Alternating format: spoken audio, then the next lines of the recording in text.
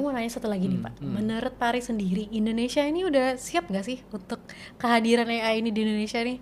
Soalnya kemarin aku lihat Korika itu bersama dengan Komdigi mendaftarkan yang readiness assessment ya, Yes, dan Indonesia betul. negara pertama tuh di Southeast Asia. Iya, betul sekali. Jadi Artinya apakah kita lebih unggul dibanding negara-negara tetangga mengenai AI, penggunaan AI? betul. Nah, jadi gini, kalau ketika kita berbicara apakah kita sudah lebih siap ataukah lebih unggul, pasti juga harus dievaluasi dulu, Oke. kan gitu ya.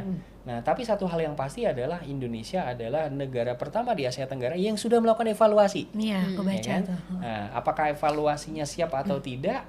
Kita hanya bisa berbicara mengenai Indonesia. Ada beberapa tantangan ternyata di Indonesia yang masih cukup banyak, ya, tapi peluangnya juga sangat banyak, terutama dari sisi jumlah penduduknya, jumlah tenaga kerjanya, kemudian usianya yang masih muda, gitu kan, kemudian keberagamannya, ya. Nah ini menjadi peluang. Nah bagaimana dengan negara-negara lain?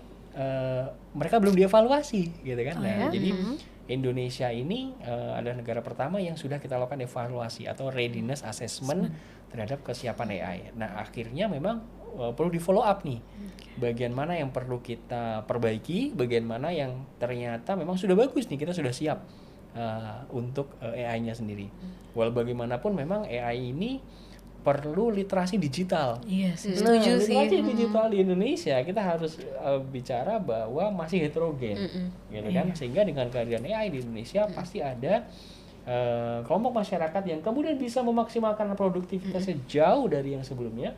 Tapi ada kelompok masyarakat yang kemudian bahkan tidak bisa memanfaatkan karena memang literasi digitalnya bahkan masih sangat rendah, gitu kan? Sehingga akan ada kesenjangan nih di masyarakat